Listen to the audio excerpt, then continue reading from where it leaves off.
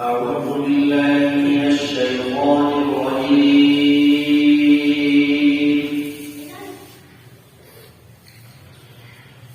بسم الله الرحمن الرحيم.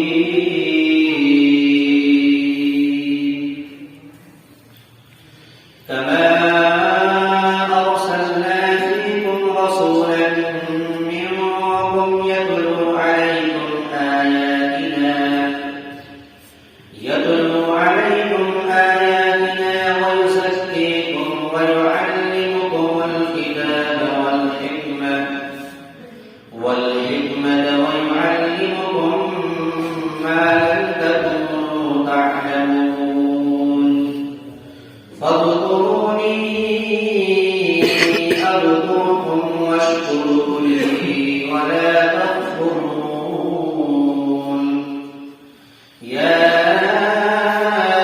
أيها الذين آمنوا استعينوا بالصبر والصلاة إن الله مع الصابرين. ولا تقولوا لمن يقتل في سبيل الله أموات بل أحياء ولكن لا تشعرون. صدق الله العظيم. جیسا کہ ہم نے بھیجا تمہارے رسول تمہیں میں سے، تمہارے اوپر ہماری آیتوں کی تلاوت کرتا ہے اور تمہیں پاکیزہ کرتا ہے، پاک بناتا ہے، اور تم کو کتاب اور حکمت کی تعلیم دیتا ہے، اور تم کو وہ باتیں سکھاتا ہے جس کو تم نہیں جانتے تھے، تو تم مجھے یاد کرو، میں تمہیں یاد کروں گا، اور تم میرا شکر ادا کرو، ناشکری مت کرو۔ اے ایمان والو، صبر اور نماز کے ذریعے سے اللہ کی مدد طلب کرو، بے شک اللہ تبارک و تعالیٰ صبر کرنے والوں کے ساتھ ہے۔ اور وہ لوگ جو اللہ کے راستے میں قتل کر دیے گئے، شہید کر دیے گئے، انہیں مردہ نہ کہو بلکہ وہ زندہ ہے، اور اس زندگی کا تمہیں احساس نہیں ہے، تم احساس نہیں کر سکتے۔ 4 آیت کریمہ کی تلاوت ہوئی۔ یہ پارہ نمبر 2 اور سورۃ البقرہ کا یہ درس ہوتا ہوا چلا آ رہا ہے۔ یہاں پر ایک الگ مضمون کو ذکر کیا ہے، جس سے قبل کی یعنی ما قبل کی آیتوں میں یہ بات ذکر کر ہوا تھا کہ اللہ تبارک و تعالیٰ نے تحویل قبلہ یعنی جس کا قبیلہ متعین اللہ تبارک و تعالیٰ نے کر دیا، اسی کی طرف ڈھونڈ کر کے نماز پڑھنا چاہیے۔ اب یہاں پہ ایک الگ مضمون ذکر کیا جا رہا ہے جس کا تعلق پہلے پارے کی اس آیت کریمہ سے ہے جس آیت کریمہ میں حضرت ابراہیم علیہ السلام اور حضرت اسماعیل نے اللہ سے دعا کیا تھا۔ کیا دعا کیا تھا؟ ربنا وابعث فیہم رسولا منہم یتلو علیکم آیاتنا، کہ اے ہمارے پروردگار، آپ ہم میں ایک ایسا رسول بھیجیے جو لوگوں کو کتاب کی تعلیم دے، حکمت کی تعلیم دے۔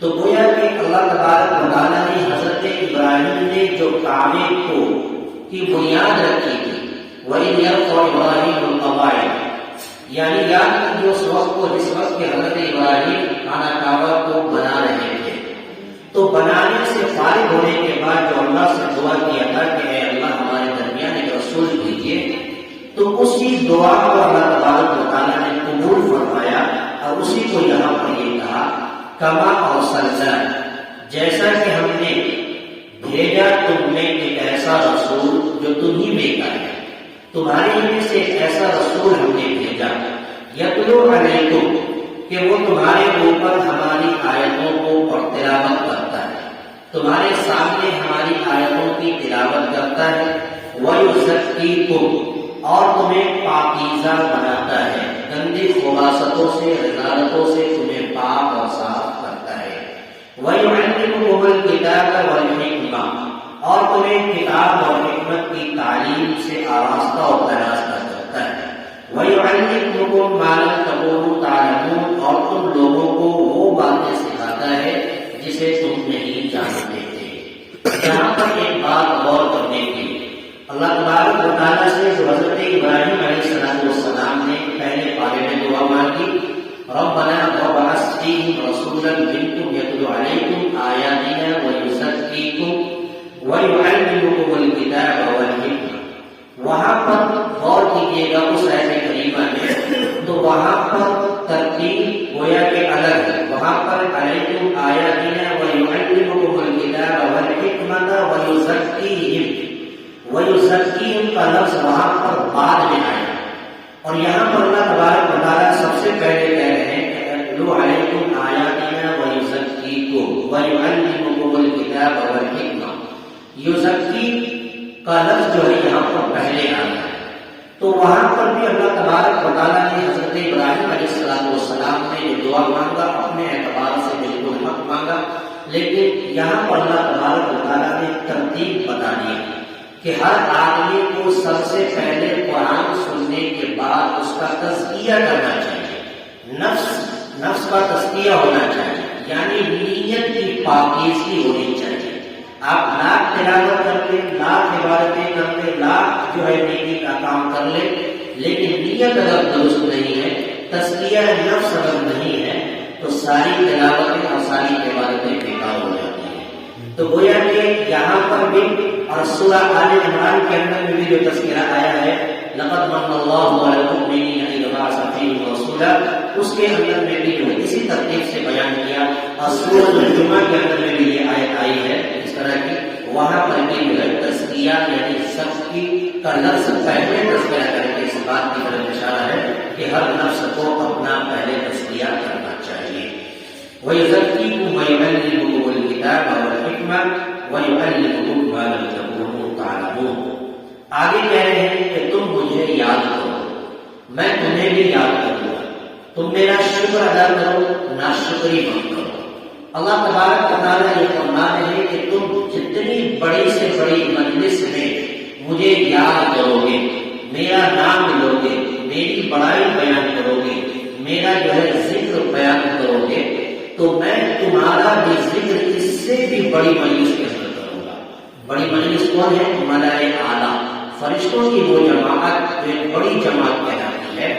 جب اللہ تبارک و تعالیٰ بندے کے ذکر کو جب دیکھتا ہے اور محسوس کرتا ہے تو پروردگار عالم فخریہ فرشتوں کے سامنے بیان کرتے ہیں کہ یہ میرا بندہ ہے جو میرا ذکر کر رہا ہے، لہذا تم ذکر کرو گے تو میں تمہیں بھی یاد کروں گا، اور وَاشْكُرُونِي اور میرا شکر ادا کرو۔ اللہ نے جو بھی نعمتیں میسر کی ہیں، جو بھی نعمتیں ہمیں اور آپ کو عنایت کیا ہے، ان تمام نعمتوں پر اللہ کا شکر ادا کرو، اللہ کا شکر ادا کرتے رہو، یعنی اپنی زبان کو شکر کے اندر جو ہے مبتلا کر کے رکھو، وَلَا تَكْفُرُونَ اور اللہ کی ناشکری مت کرو۔ فَاذْكُرُونِي تو مجھے یاد کرو، اذکرکم میں تم کو بھی یاد کروں گا، واشکرونی اور تم میرا شکر ادا کرو، ولا تکفرون اور میری ناشکری مت کرو، یعنی ہر حال میں اللہ تبارک و تعالیٰ کا شکر ادا کرنا چاہیے۔ اب آگے ایک ایسی آیت لایا جس آیت میں ایک الگ مضمون ذکر کیا گیا، یعنی اب ایمان والوں کو مخاطب کر رہے ہیں۔ اب تک تو اس سے پہلے جو ہے کفار، مشرکین اور یہود و نصارہ کا تذکرہ ہوتا ہوا آیا، اب یہاں پر باقاعدہ ایمان والوں کو مخاطب کر کے کہہ رہے ہیں کہ اے ایمان والوں، نماز اور صبر کے ذریعے سے اللہ کی مدد کرو، اللہ تبارک و تعالیٰ سے مدد مانگو، اپنے ہر ایک کام میں، ہر ایک فعل میں، چاہے وہ بڑا سے بڑا کام ہو، چھوٹا سے چھوٹا کام ہو، کیسا بھی کام ہو، ان تمام کاموں میں اللہ تبارک و تعالیٰ کی مدد چاہو، اس کے ذریعے نماز کے ذریعے سے اور صبر کے ذریعے سے۔ یہاں پر غور کرنا چاہیے کہ صبر کا جو تذکرہ ہوا ہے، صبر کیا ہے؟ صبر تین طریقے کا نام ہے، یعنی صبر کہتے ہیں کہ تمام منکرات اور تمام غلط باتوں سے اپنے آپ کو پرہیز کرنا اور اس کو پرہیز کر کے صبر کرنا. اسی طریقے سے دوسرا یہ کہ اپنے نفس کو تمام عبادات کے اوپر، تمام معاملات کے اوپر اپنے آپ کو جو ہے آمادہ کرنا. اور تیسرا یہ ہے کہ اگر کوئی مصیبت آتی ہے، پریشانی آتی ہے، دکھ اور مصیبت پہنچتی ہے، اس پر اپنے آپ کو صبر کرنا. یہ تین چیزوں کا کو ملا کر کے جو ہے صبر بنایا گیا ہے.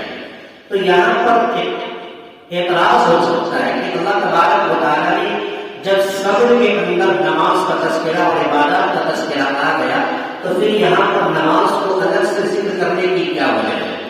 ذرا غور کرنا چاہیے کہ ذکر کرنے کی کیا وجہ ہے. تو اللہ تبارک و تعالیٰ نے اس لیے ذکر کیا. مفسرین لکھتے ہیں کہ نماز تمام عبادتوں میں سب سے افضل عبادت ہے، سب سے اعلیٰ عبادت ہے، سب سے اعلیٰ اور افضل ترین عبادت ہے.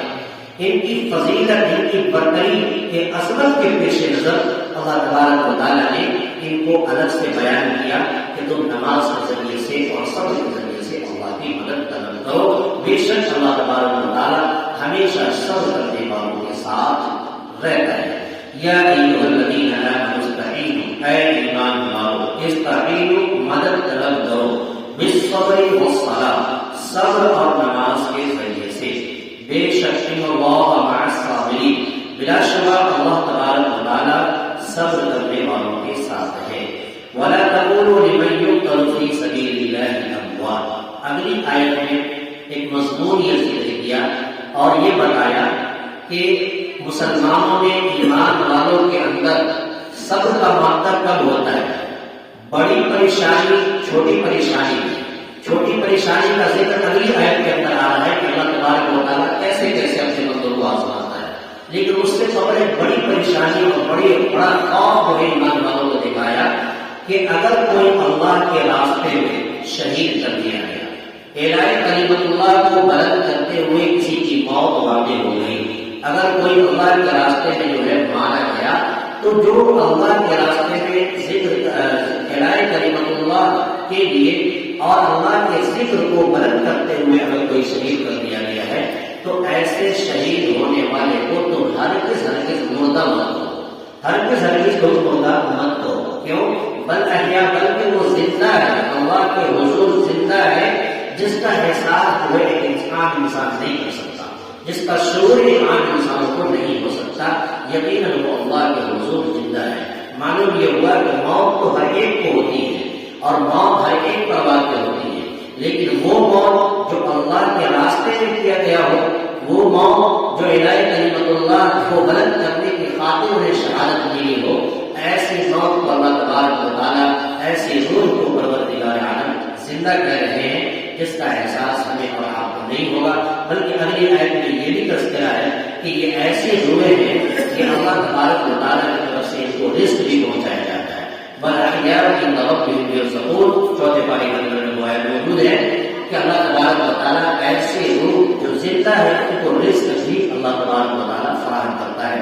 معلوم یہ ہوا کہ وہ مردہ نہیں ہے، عام مردوں کی طرح وہ مردہ نہیں ہے، بلکہ خاص مردہ ہے، خاص موت ہے جب اللہ تبارک و تعالیٰ نے انہیں دیا ہے. یا وَلَا تَقُولُوا لِمَن يُقْتَلُ فِي سَبِيلِ اللَّهِ أَمْوَاتٌ، جو شخص اللہ کے راستے میں شہید کر دیے گئے تو ان کو ہرگز مردہ مت کہو، بل احیاء، بلکہ وہ زندہ ہے. وَلَٰكِن لَا تَشْعُرُونَ، اور لیکن تم کو اس کا احساس اور شعور نہیں ہے. گویا کہ آج کی اس آیت کریمہ سے ہمیں اور آپ کو یہ پیغام ملا کہ ہم اور آپ اپنی تلاوت میں، اپنی عبادت میں، اپنے ذکر و اذکار میں اپنے خالص جو ہے نیت کو خالص کریں اور ہر ایک عبادت اللہ کے لیے کریں اور اللہ تبارک و تعالیٰ کی رضامندی کے لیے کریں. ہماری عبادتوں میں ذرہ برابر ریاکاری اور دکھاوا نہیں ہونی چاہیے. اللہ تعالیٰ ہم سب کو عمل کی توفیق عطا فرمائے. آمین. اللهم صل على سيدنا محمد وعلى ال سيدنا محمد وبارك وسلم. ربنا آتنا في الدنيا حسنة وفي الآخرة حسنة وقنا عذاب النار. يا إله نبيك الكريم وعليك الكريم لا يعلم. اے اللہ رمضان المبارک کے مقدس مہینے میں اے اللہ کا استغفار، اے اللہ کو سب نے پڑھا سنا، اے اللہ جو بھی خالی پتہ کیا ہو گئی اللہ اپنے فضل سے معاف فرما. اے اللہ جو صحیح پڑھا گیا